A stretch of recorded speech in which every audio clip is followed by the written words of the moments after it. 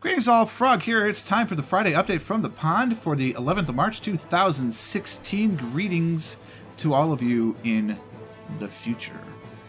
Because of course I'm recording this in the past as far as you're concerned. Or am I? Am I a time traveler? I don't know. Not that I'm aware. Yet. Anyway, it is the 11th of March. I'm recording this late Thursday night, but that's perfectly okay. As you can see at a quick glance, we've already recorded everything for this week. This is just me recording it late at night because it's what I wanted to do today. So I've got quite a bit accomplished, and there's a lot to talk about. So we're going to get right into it and do the weekly wrap-up. First off, the GeoGuessr, of course, is continuing along in its strong fashion. We had some really good ones this week. I'm particularly happy with Sundays. I enjoyed it quite a bit. That was Nio's lesser fortunate play. Oh, no, Sunday was Jeff, wasn't it? Let's find out. Sunday was Jeff. So that one was good too. Actually, there's a lot of interesting, a couple of tricky ones. He's starting to get a little tricky. I think he's taking it as a personal challenge to make things that are tricky for me. So it's today's episode as you watch this, or at least as this goes live. That was Nio's Less Fortunate Places one, and it was really good. There were a lot of interesting things. I got on a little soapbox for a little while, proselytize about the decline of a certain city I know fairly well. I don't want to spoil it if you haven't seen GeoGuessr yet, so check it out, but we've definitely got that. I mean, it's hard to believe we've already have 73 episodes this year, and there were 246 last year, so we're at, 319 episodes of GeoGuessr that have been recorded, which is not the most recorded series, of course, that's Factorial, but that's still quite a lot, and I've only ever missed one day, so that's 319 episodes, so I've been recording now for 320 days. We're 45 days away from the first anniversary of the pond. I'm very excited about that. We're at 333 subscribers now, so that's really cool. It's a nice repeating number. It's not a round number. It's not an even number, but it's really cool. And that's cool. We're, of course, listening to the music of Europa Universalis 4 and Crusader Kings 2 by Andreas Valdetoft. And thanks to Paradox for allowing YouTubers to use the music that way. And, of course, go out and buy it. You can get the soundtracks on Steam, as well as getting the games there or at Paradox Plaza, either one. And, of course, they are not paying me to say this. This is just me endorsing a really good soundtrack, actually. I enjoy it quite a bit. The Factorial one is starting to grow on me, too. They've done really well on the Factorial. We might start listening to that. I might send them a message saying, hey, do you mind if I listen to your music when I play other games, so long as I give you credits? And we'll see what they say, because that soundtrack is getting good. So anyway, that's GeoGuessr. This week went very well. It was as scheduled.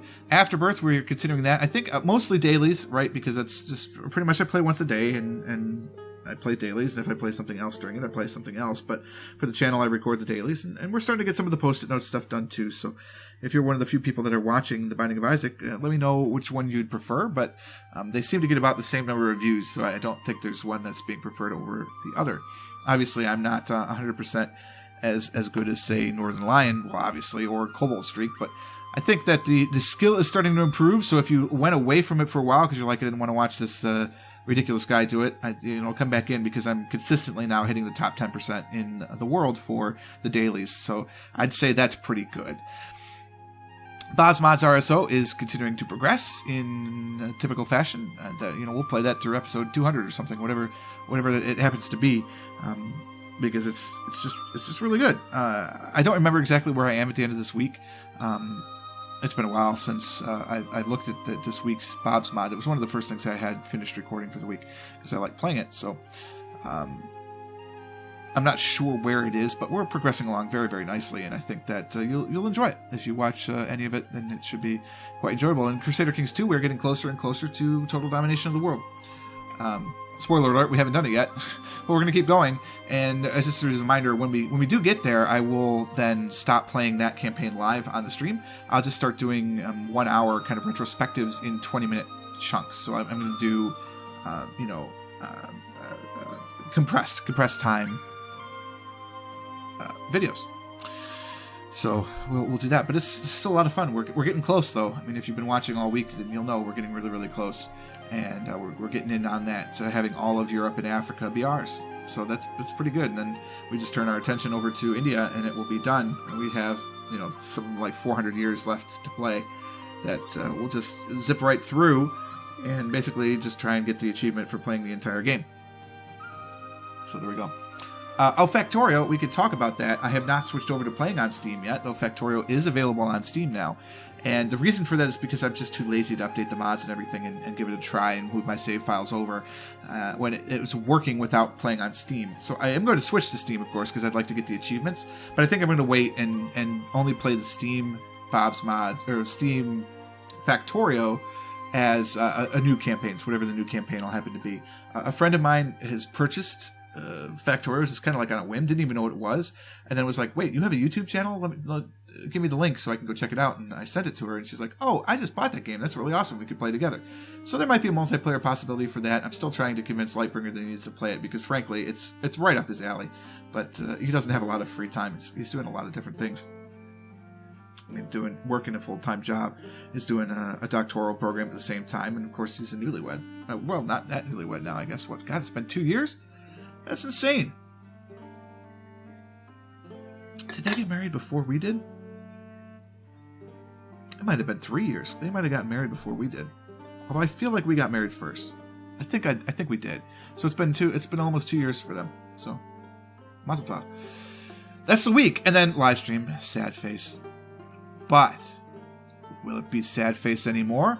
I don't think so, because we are on the new internet. This is what was exciting. Is on Wednesday morning, the cable people came out and installed the new cable, and it works fantastically for this computer because I had them put the modem. Well, I mean, I bought the modem and the router myself. I went with a separate motor router combination because that was what was recommended to me at the store, and I don't think they were just trying to make me spend more money, because actually the combination router and modem all in one that I was looking at was more money than I ended up spending, so they saved me some money. And the reason that I did it, I think, is a good reason, and it's because, well, then you can upgrade one part or the other if you really need to, and then each one does exactly what it needs to do. And then there's gigabit Ethernet between the two, so you're still going to get the max top speeds. So this modem that I bought, can actually, it's got a 16 by 4, so 16 download and 4 upload stream capacity. The service I have is not that. I'd be amazed if it was 2 by 2, but it's it just means that the modem will grow with me. And then the router itself has a dual band router. So 2.4 gigahertz and then 5 gigahertz. So we've got both options. Unfortunately, it does decrease the performance a little bit of our electronics downstairs because this is now all upstairs. So it's completely plugged directly into the computer at gigabit speeds, even though, again, it's not gigabit speeds for the internet. So that way, it's at least faster, and so our wireless can go up to 750 megabytes a second.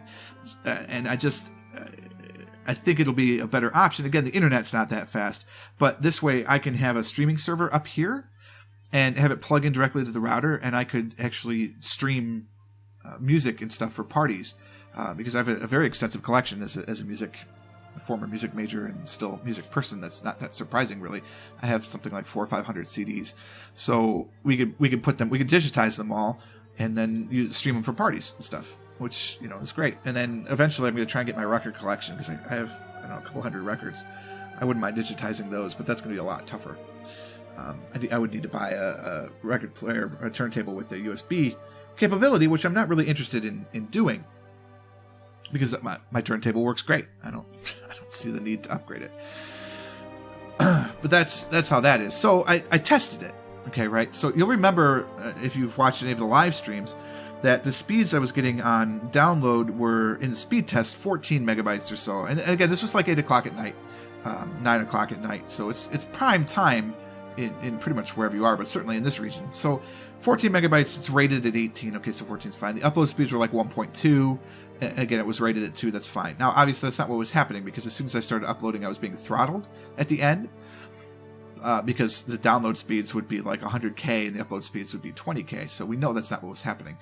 But the speed test now, when they first installed it, which was, again, at 9:30 in the morning, so that's definitely not a peak time, was 64 megabytes downstream and 6.5 megabytes up, which is fantastic. You can stream at 1080p on that. You can actually almost stream at 4K at that.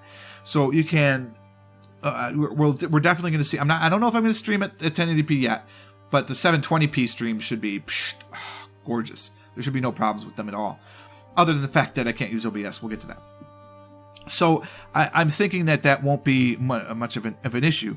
And then you say, well, yeah, but Frog, that's not at the peak time. So what did you do when you got home and you ran it on the peak test? Well, when I ran it downstairs on my laptop, I could only get it up to 35 megabytes down and 4.6 megabytes up.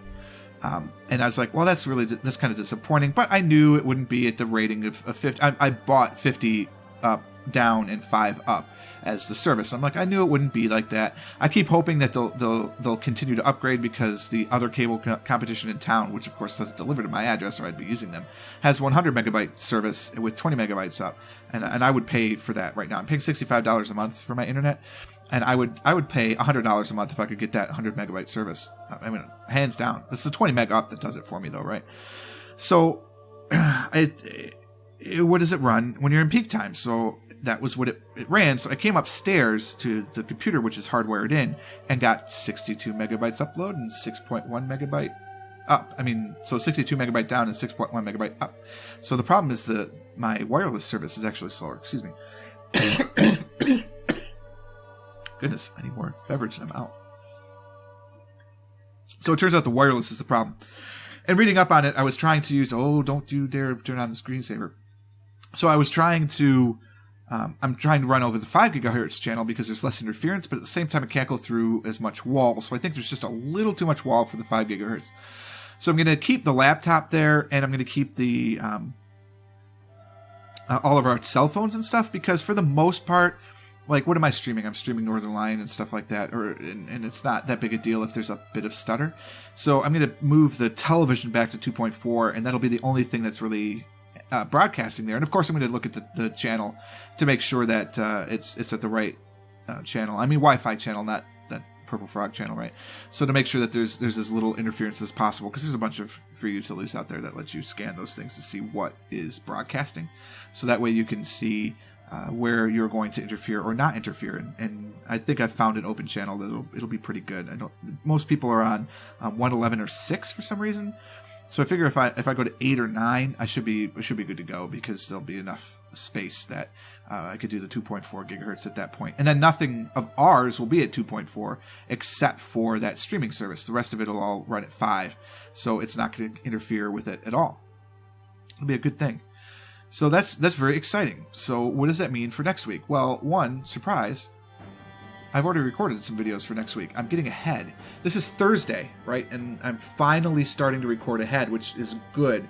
This does not mean I'm going to slack off this weekend. What it means is that when I get to the time like in April, when I am going to go back home for a couple of days because my fantasy baseball team is drafting. I know. I'm kind of a geek. It's Dungeons and Dragons for sports. So I'm going to be doing that, and I'm going to lose, a Friday night and a Saturday to it. So I don't want to have this backlog. And then, of course, when Origins comes around, I want to be focusing on Origins. I don't necessarily want to be doing nothing but playing. I might live stream during some of the stuff, but I'm not going to want to record videos. So I'm trying to get ahead. And as you can see, I'm getting ahead. And actually, that Isaac episode is an hour-long Isaac episode. It was phenomenal, by the way. Spoiler alert. You want to check it out. If you like Isaac, it's definitely worth the hour.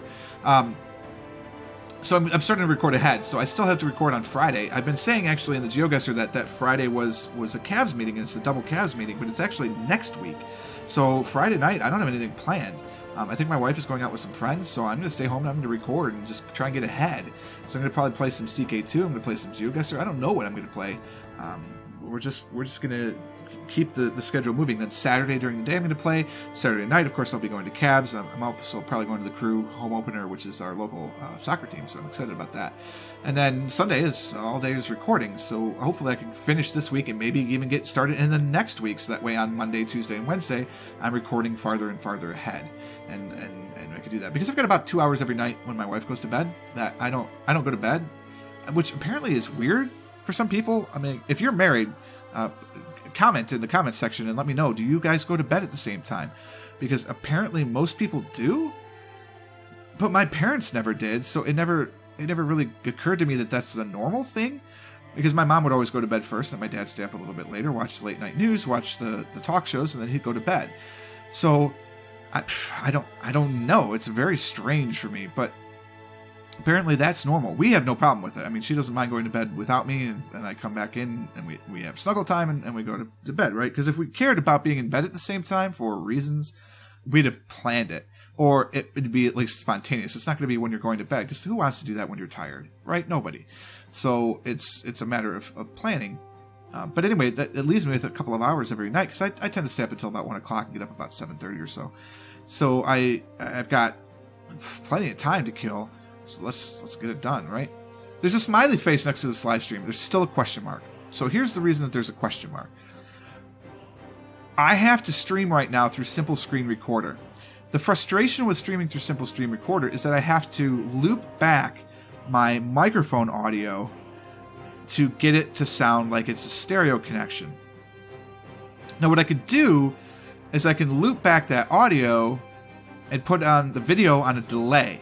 So I can talk and record, and it's going to be normal for me, but it's going to add to the delay for you, which means that the delay may end up being like a minute long. Now, granted, it's going to be slower because I have or smaller, the delay will be smaller because I have a faster internet service as a whole. But I don't like that option. And unfortunately, there's no way with Simple Screen Recorder, other recorders are available, to accomplish that without the feedback loop. Where my frustration lies is Open Broadcasting software, which is now OBS Studio, is really good at handling streaming.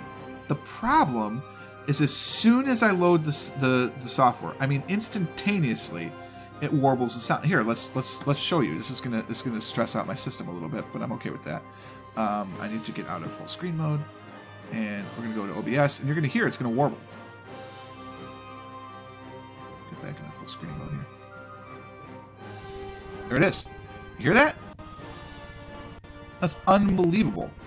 And it's just, I'm not doing anything with it. I'm not recording with it. I'm not doing squat. I just have it on. That's it. Okay, here I am exiting it. Instantly better. I have no idea why. I looked into all the configuration files. At one point, I thought it was because it was reading in one stream at 44.1 and another stream at 48 for the audio, so 48,000 versus 44,100. That turns out not to have been the case because I changed the configuration file and I forced it to be 44.1 for both. Then I looked at the log files and it was reading them at 44.1 for both. It still is reading them at 44.1 for both. I don't record anything else at 48, by the way, so it's not like that's what's doing it. It's at 44.1. One thing that I wonder is that maybe it's using, there's 2 time codes for integrated sound cards, which is what I'm using. I have an integrated sound card. I don't have a non-integrated sound card. I mean, I guess I do, but it's so old. There's no benefit to it at all. It's like 10 years old. I'm not even sure I have the slot for it in this computer because it's so old. So because I'm using integrated Intel sound, gosh, is it Intel sound? It's an AMD motherboard. I don't know. Regardless, it's integrated sound. There's 2 time clocks that you can use. And I have the system set to use this one because it's the one that works for everything. Except that, apparently. So if I change the time code, though, to match that, 1, I don't know if it's actually going to solve the problem. And 2, the last time I changed the sound code, it screwed up everything continually. So I don't know if for some reason OBS is reading that old sound code, and I've completely uninstalled it, deleted all the temporary files, deleted all this, everything, just completely gutted it, and reinstalled it. It still didn't help. So I'm at a complete loss. I think because it's in beta, until that's fixed, I just can't use it, which makes streaming an annoying option. I just want to use OBS. I don't think I'm ever going to go back to OBS for day-to-day recording because SSR is a cleaner, faster interface. For me, anyway. But for streaming, OBS is so much better if it weren't for the Warble. If you know anything about that, please, let me know because I'm at a loss. Chances are, 19 minutes into an update video, you're not still listening anyway if you know how to do it. But if you do, help because I can't get the answer to it, and it's frustrating. And I think it's just a bug, and I don't know how to fix it. So any assistance is certainly appreciated. And then, you have the schedule for next week. It's going to be more GeoGuessr, more Binding of Isaac, more Bob's Mods, and more CK2. I do want to get more games in the mix. Trust me, I want to start playing EU4 again. I'm going to wait for the 1.16 patch at this point. But I want to play more EU4 again. I wouldn't mind trying City Skylines now that my computer's a lot better than it was the last time I tried it. I want to do some multiplayer stuff, whether that's Factorial with my friend who just purchased the game, or whether that's Don't Starve Together, because I know George is all set to play Don't Starve Together, and I think I could probably, browbeat Light and Christy into doing it again. But I don't know, and we'll have to figure it out. We'll have to see. I'd love to play some Bob's Mods. I wonder if George, that's kind of George's thing. So if I got George and Squish and I. Squish is the one that's playing, that picked it up randomly. The three of us, it'd be fun. I think 3 is a good number for Factorio. You don't want to go too high, especially since I'd be the only one that knows what I'm doing. So it'd be nice to, only have to reach 2 people at the same time, and then we can go from there. I'm talking for a lot. I'm thirsty still, and I've got some editing to do before I go to bed. So I'm going to call it here, but that's a pretty well-packed update, I think, and I'm very excited about it. Of course, leave any comments below, anything that you'd like to see things do. This is the video to comment about them, because it's like the channel future kind of thing, the State of the Channel weekly deal. We'll do an official State of the Channel at the end of the first year, but you know what I mean.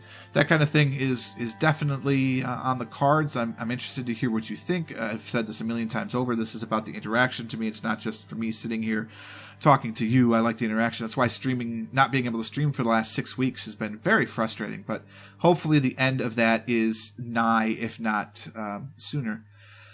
But that's the update. That's what I have for today. If you did like it, go ahead and click the like button, of course. That does help with the search rankings, even for everything else. And I've started to notice randomly that I'm appearing on sidebars of other people's searches, which is great.